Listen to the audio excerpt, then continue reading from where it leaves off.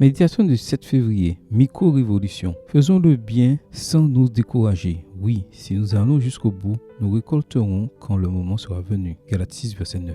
Il était 1h30 du matin quand nous sommes arrivés avec quelques jeunes de l'église dans le quartier de la cathédrale métropolitaine de Campinas, un endroit où des dizaines de sans-abri se réfugiaient sous les auvents des magasins et des succursales bancaires. Notre objectif ? Réaliser une micro-révolution. Alors que nous sortions quelques cartons de nourriture et un gallon d'eau des voitures, les sans-abri sautaient de leur matelas en carton et faisaient la queue pour le repas. Selon eux, c'était le meilleur moment de la journée. Après avoir accompli ma mission, je suis rentré chez moi bouleversé. L'image de ces pauvres citoyens n'a jamais quitté mon esprit. Pendant qu'ils mangeaient, certains confiaient leur malheur, l'abandon de leur famille et la tristesse de vivre dans le monde de la drogue. Ce soir-là, des petites actions ont eu un impact important sur leur vie. Au cours de la dernière décennie, le concept de micro-révolution est devenu populaire. Aux causes gigantesques se substituent des propositions simples. Aux idéologies lentes et prévisibles se substituent des changements rapides et ponctuels. Je suis sûr que tu as déjà compris qu'il était difficile d'avoir un impact sur la planète, mais qu'il était possible de révolutionner le monde qui est à notre portée. Face à l'ampleur des défis actuels,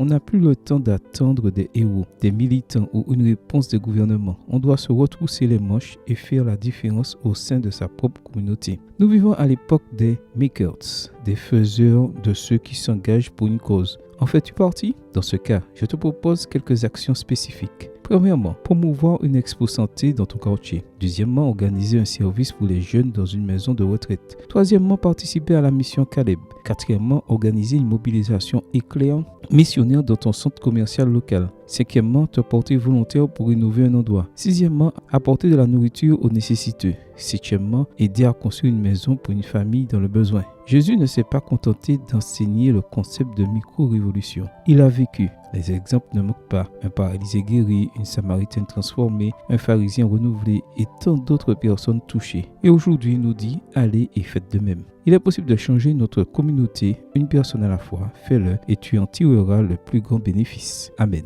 Bonne journée à toi et que le Seigneur te bénisse.